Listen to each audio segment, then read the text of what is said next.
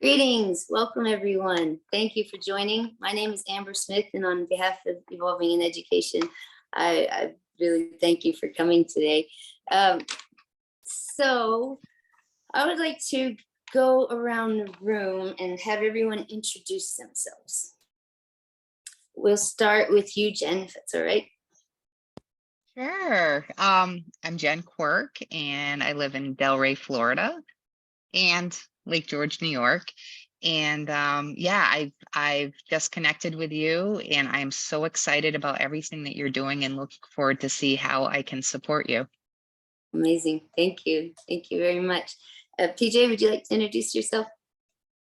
Sure. I'm PJ Motzef, and I'm a school administrator in New York, upstate New York.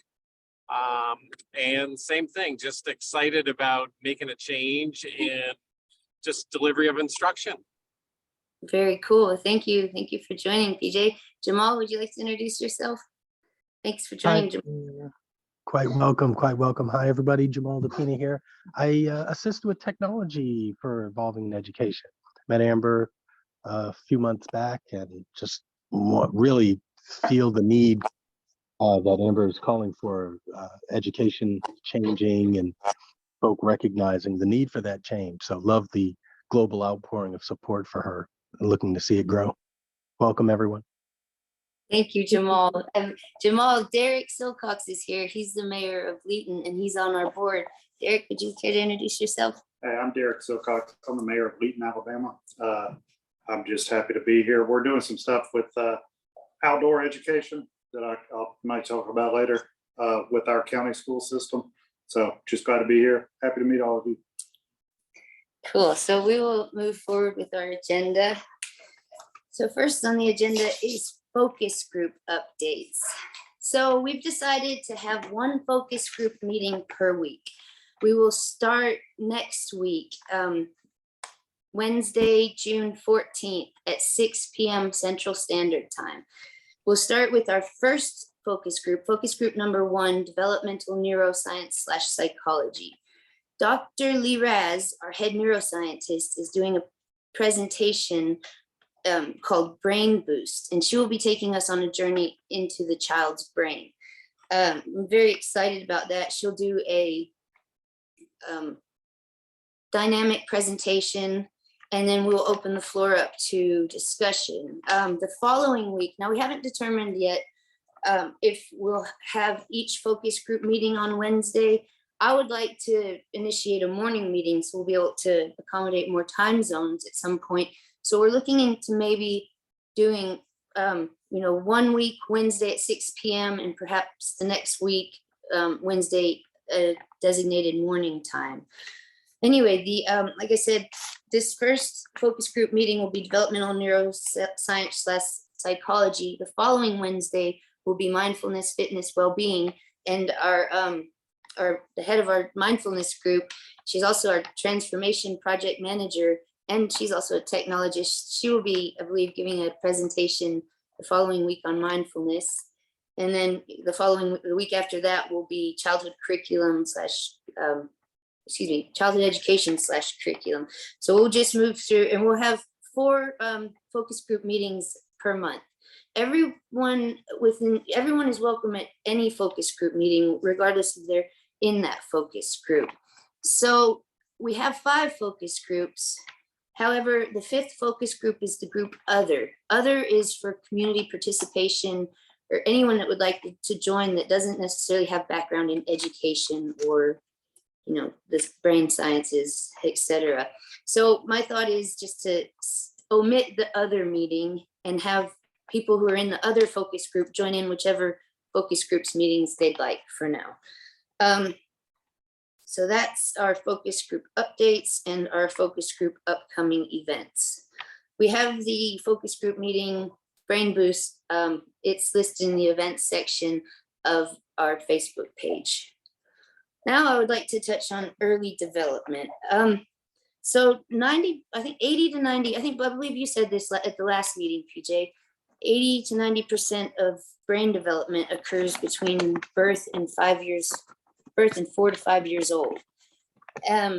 So there's a lot of initiatives and programs already, focusing on early development, which I feel is just extremely crucial. For instance, First Five California, they're a program, I believe it's a government program in California. And they just, I believe, invested like $2.7 billion in their early childhood development program. And that's very encouraging because I believe California surprisingly is like rated last in the nation for education, child well-being, and literacy. If it's not the dead last, it's in the top 5 of the worst in the nation. So it's good to see California taking those strides. There's also, I think we spoke of this briefly in the last meeting. I'd like to touch on it again. Parents as teachers. It is a early childhood parent education / family support / well-being / school readiness home visiting model. It was nationwide. It was implemented nationwide. I believe it's still mandatory in Missouri. It's the one state where it's still in existence and mandatory. So our head neuroscientist, Dr. Liraz, she proposed a parental incentive program, which is you start in the hospitals and approach new parents and offer them to join an incentivized program where they can attend classes, workshops, they receive pamphlets with easily implementable tips and tricks on leveraging your child's development through brain science, also home visits. And at the completion of these incentivized programs, the parents will receive some type of incentive. So I know we're not there right now because we're just working on public education at the moment. But what Dr. Liraz stated in her proposal is that the majority, like programs like Head Start, didn't like the research on it doesn't show that it lasts beyond 1st or 2nd grade. And the majority of the time children spend is at home and in the community. It's not actually at school. So parents as teachers and the parental incentive program, I think they could really work hand in hand with other initiatives like Head Start and early intervention, just to sort of inform parents on best practices, if you would. So I think there's huge potential in a possible collaboration between all these other entities and programs and individuals already doing these things. All right, excuse me. Moving forward. Sorry, progress updates. So our New Mexico proposal is about, let's say, 1 click away from being ready to submit. I don't know if you guys took a look at that. I will share it with you if you guys would like. Did you get a chance to look at that, PJ? I did. I've kind of read through it. Incredible. Amazing. I don't know who has been totally involved with the creation of that, but oh my gosh, this is it's kind of an exciting time. It sure is. That's been a lot of us working on that. I believe Jamal drafted the first version, and we had ChatGPT's help, and then there's been about 4 or 5 of us working on it, collaborating together in the Google document, which has been quite fun.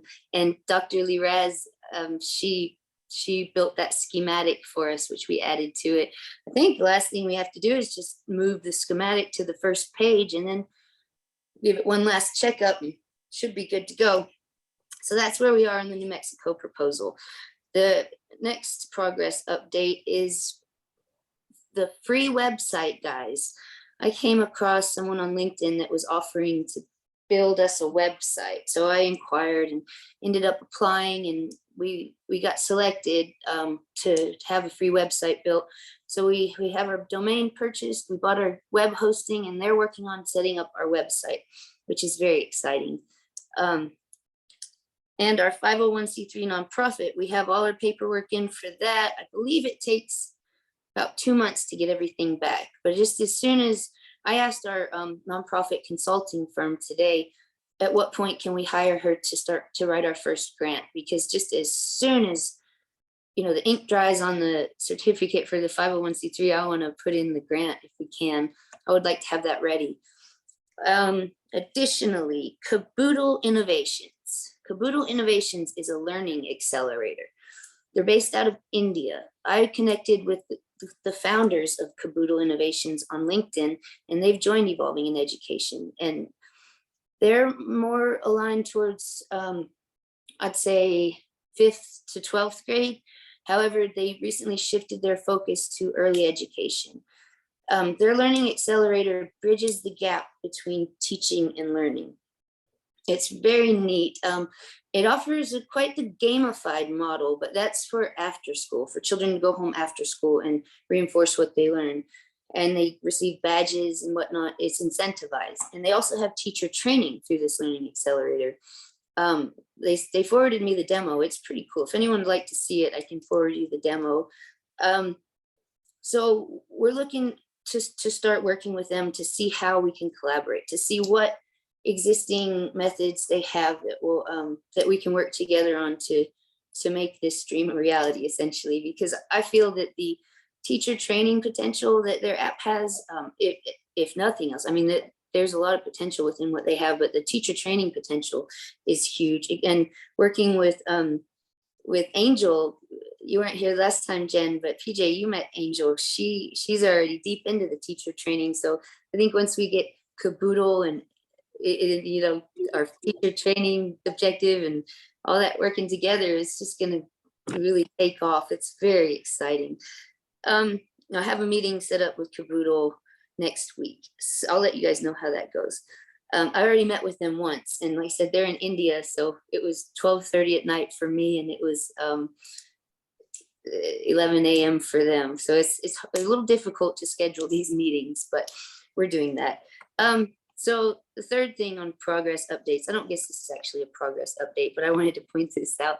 I've been talking to Jamal about, once we do have a little bit of funding, I think it would be really fun to invest in like bumper stickers with the little QR thing once we get our website set up, in addition to posters.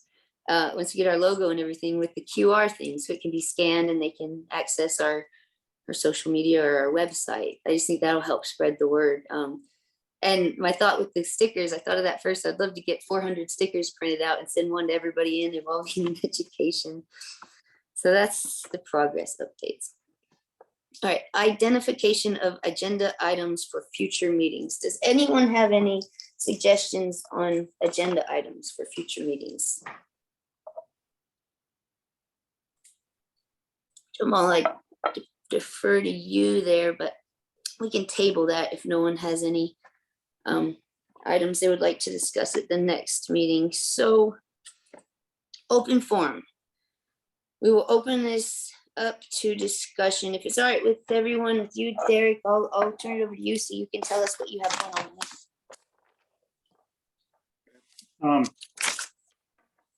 I didn't ever have any desire to be in politics. I don't like politics, but we want to make, my wife and I have 5 children, and we live in a small town. We wanted to give them opportunities that kids don't normally have in small towns. So we're outside the box thinkers, and some of the stuff that we've done that you wouldn't expect, especially in a small rural southern town, is we're going very hard out after outdoor recreation. We're our town is literally 1 square mile, and we're in the middle of building 5 parks, and that's fitness parks. We have free outdoor gardens for anybody to get free food, and also for kids to learn about how to plant and all that. We have an outdoor classroom that we're building that we've worked with the Alabama Forestry Commission on, and then we have a couple other park areas. One's kind of your regular playground park and all that. But it also came up when we talked about outdoor stuff. I became friendly with the county school superintendent, and so we were talking about Outward Bound and things like that. And so we came up with an idea for that. It's the Leeton, Alabama Outdoor Education Initiative. But so it started as a club between, we have a high school and we have a elementary school in our town. So we found 10 elementary students and 10 high school students, paired them up. We've done stuff like hikes, talking about just different outdoor activities and things like that. And it started at a club level in the spring. To give the superintendent time this fall, we're hoping to have a full curriculum, and it will be paired with the local university, and it will offer high schoolers will be able to get college credit, because now our local college, University of North Alabama, is offering degree level classes for trail building, maintenance, and outdoor education and stuff like that. So that's the kind of things we're into. I don't presume to know anything about neuroscience or anything like that, but I do know I like to see positive things for young people, and we talk about engagement all the time. So as small towns are sort of dying away, the ones that are successful are the ones that get people engaged. And so that's what we're trying to do. So I'm glad to be here. And if you're curious about any of the positive stuff we're doing, if you go to Facebook and go to Town of Leeton, we got stuff every day. We just remodeled our library. We're creating the first women's visual arts museum for our county. And we're partnering with the National Park Service in our local heritage area for that. So we like to do things that are unexpected. So the dog's here. Wonderful. Thank you, Derek. All right, cool. So that's really incredible. I met Derek. I came into his office one day. I called and set up an appointment. I had an idea to start the Leeton project. It was going to be, and they might still do something like this, but I wanted to have a big giant diving tank in there where kids could learn how to kids wouldn't get in it, but they would go and, like myself or another commercial diver would get in and show the kids underwater, cutting, underwater welding, underwater bridge inspection, underwater demolition, underwater pipe assembly, all that. And they'd be able to hear, the diver and talk to the diver underwater. I also, proposed that we have welding stations set up and have people from the local community college come out and teach the kids how to weld and cut, in addition to flight simulator. I was hoping we could get the local airport to donate their flight simulator, which only had 10 uses last year, and have the group of the Experimental Aircraft Association. It's a group of pilots come out and teach the kids how to fly. So I had a big dream about that. And then I met a senior welding engineer who told me, you don't need to create a generation of commercial divers because there's not much need for that. But she said it would be a good idea to do like a robotic welding class or something like that. So I'd like to see that happen one day still, but I have shifted my focus to education while Derek's still doing big things in Leeton. It's very exciting, all the outdoor things. PJ, would you tell Derek more about what you do? So Derek, I'm the work that has kind of led me to this. Right now, I'm currently a director of curriculum instruction, smack dab in the middle of the Adirondack Park in New York. Huge national park or state park. And what's kind of cool is what's led me to that is my summer camp experiences. I've been a summer camp director for probably, a dozen years. And we've always had an outdoor education program with one of the camps that I worked with, and just the power of that, but kind of where we live right now, or where I live, I just see so much growth in kids when they become part of a summer camp. And so when you talk about outdoor education and the power that has, I oftentimes think it just levels the playing field in education. When we take kids out into nature, whether you're from the city or you even actually live in where we live, but just taking them into another experience. Now everybody's in that same space, learning and supporting one another. My master's is in therapeutic recreation. So I'm always trying to work that into whatever I'm doing in terms of building community. That sounds interesting. Yeah, like you talk about almost like everyone having equal opportunity or equal access to opportunities is, that's exactly what we're trying to do. And we talk about it from a rural point of view, is that kids today don't even understand how, if they like to play video games in their parents' basement, well, you can get into one of these new tractors and you're playing a video game that's GPS driven, and you can make a really, really good living doing it. And it's something you'd already be interested in, but they don't know that because they haven't had access to that. And it's the same thing with all the outdoor stuff. They just, if you don't show it to them, they're never gonna know it's there. And they don't know things too about, there is a real need for park rangers and for people in free commissions and things like that, that are not super high paying jobs, but if you're interested in being outdoors, they could be a really fun job for you. But if you're interested in making money, you can make a lot of money being a Parks and Rec person for a large town. And that doesn't even get into the aspect of outdoor recreation when you get into hospitality, restaurants, all that kind of stuff. So yeah, I'd like to come to the Adirondacks. Yeah. Oh my gosh. We're gonna be- You're excited. You got the invite. Well, it's interesting because I know Amber mentioned using Chat GPT, and I just know, based on what I've been reading and people I've been kind of connecting with, is this whole AI world is really going to be a game changer in education, and could potentially be scary, but more importantly, like, trying to get ahead of it and use it to our advantage. It's just going to free up. I mean, it's kind of, think about it, like our world started as us humans, as hunters and gatherers. We were just trying to survive. And then through the different revolutions that we've had over time, now we're in a place where we have this technology. And I really, truly believe we're in the age of the brain. And we're moving into a place of where problem solving, and it's almost like we're being reconnected with human.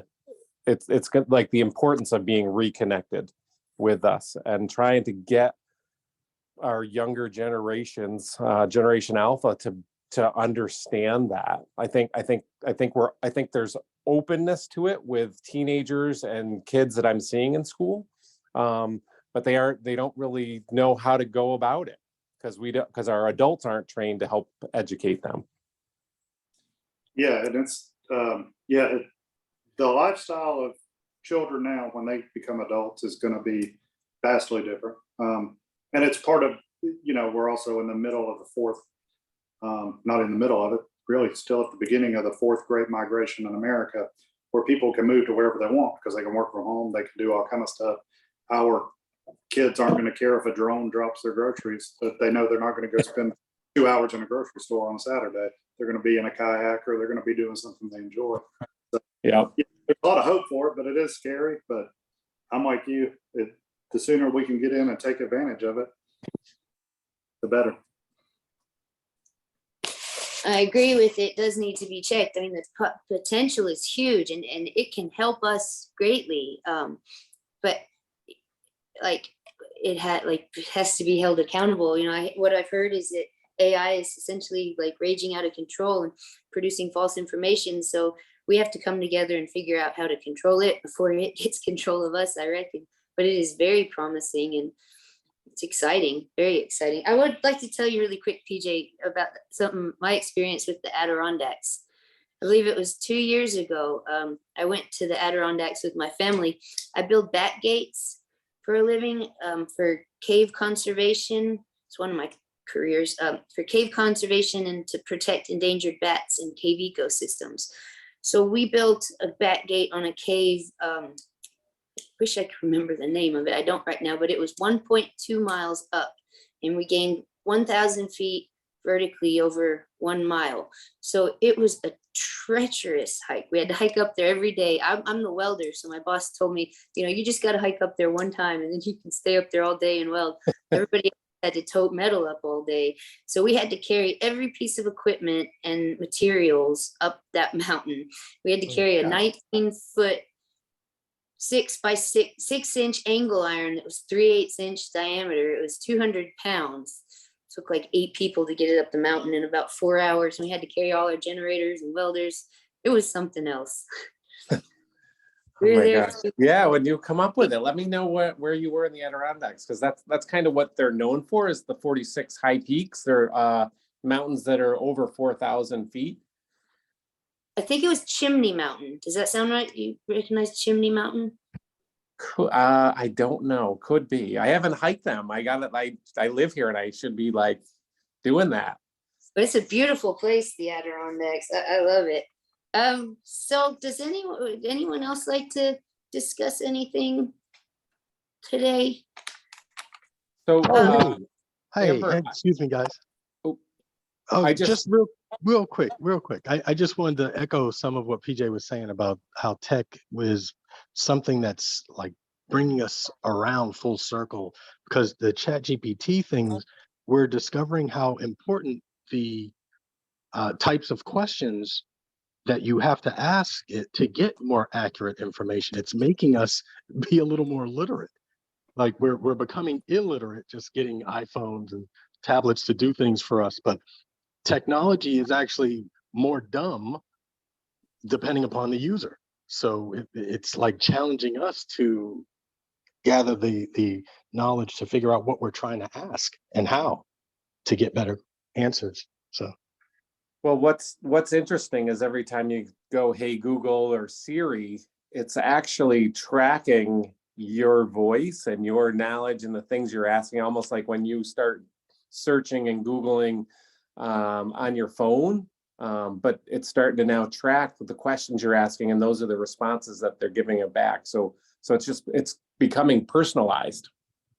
I think what I looked was like $38 million or $1 billion was invested last year, and a large sum is from Microsoft and Google,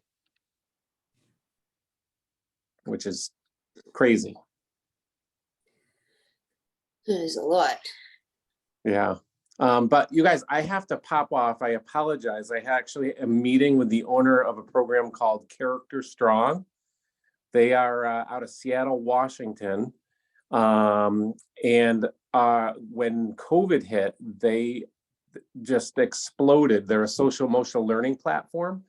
I would say it's kind of a curriculum at all levels, K through 12. And I sent a 7-minute just video to the owner after going down to a conference in Texas of about 700 people that they were putting on. And he had reached out to me and asked if we could connect. So no idea what the next half hour, 45 minutes will be. But anyways, I'm going to hop off and I'll fill you in. Very cool. Good luck with that. I'm gonna look that up. Character Strong. All right. Thank you so much for joining me, PJ. Right. Thanks, Amber. We'll see Thanks, you all PJ. later. Jen, would you mind just very briefly telling us what you do, and if you care to talk about how your work with the vagus nerve briefly? If not, I understand that. That just is fascinating for me. You're okay. Oh, there we go. Yeah, so what I do is I work with kiddos and adults, obviously, but I have protocols that help them reintegrate and heal up their gut-brain connection, including that vagus nerve. So that's pretty much what I do. I do one-on-one work with them. Very cool. So does that have anything to do with nutrition, I'm guessing? You know what? We always layer that in, but these are actual protocols that one of the particular ones that I utilize at first with people, it targets healing the gut and allowing somebody's body to produce those happiness hormones, the GABAs, the neurotransmitters, in the quantities that they should. And you know what? We're seeing anxiety, depression, things like ADD, just like go by the wayside.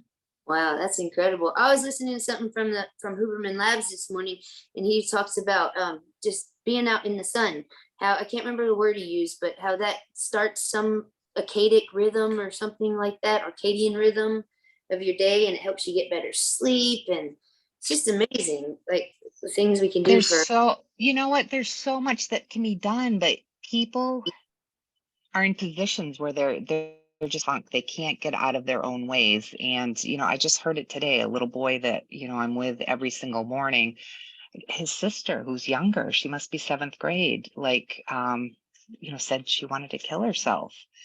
And that's the stuff that's going on. They're stuck, they're in these states, and they can be popped out. And a lot of it has to do with nutrition, because when there's any sort of digestive anything, so constipation, I mean, anything going on, that limits the amount of the serotonins, the dopamines that can be created.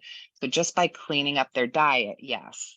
And then using these protocols as a catalyst, I'm seeing so many amazing effects. So Well, that is fascinating. Would you consider joining our nutrition focus group? I'd love if you join all the focus groups, but yeah, that would make sense. that would be amazing. I'd love Yes. neuroscience as well, and everyone you like. But I'm struggling to find people for the nutrition one because our group is more, oriented for education and mindfulness, whatnot. And I don't know that we have one nutrition expert. Oh yeah, because that's a big thing. Like, and I'm trying to tell this little boy that I'm with, he's in 9th grade. I'm like, do you know if your sister poops every day? And he's looking at me like, I'm like, I know it sounds weird, Michael, but if she's not pooping every day, there's problems.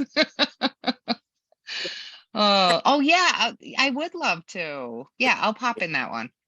Very cool.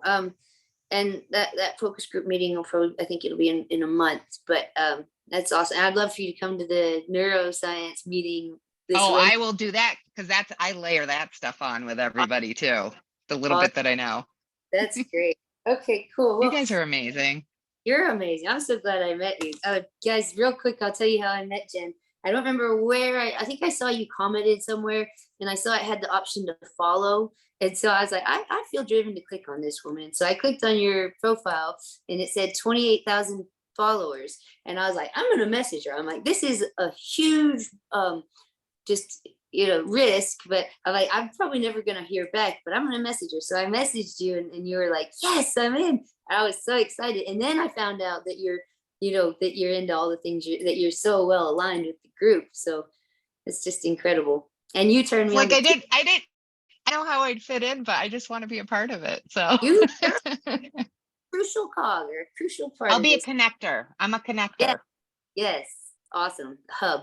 Cool. Okay. Well, if everyone is ready to adjourn, we will. Time and date for the next focus group meeting, or excuse me, focus group meeting, yes, is next Wednesday, the 14th at 6 p.m. Central Standard Time. And the time and date for the next general meeting is a week from today. Mark your calendars if you guys are available. Next Thursday at 3 p.m. Central Standard Time. It's a reoccurring meeting, so the link that you used today will work. And I can't thank you all enough for being here. I really appreciate meeting with you and having you on the team. Thank you. Yay, good meeting, everybody. Meeting you guys. Thanks for It was coming. amazing. Yes, thanks everyone. Have a wonderful afternoon. Bye-bye. Bye.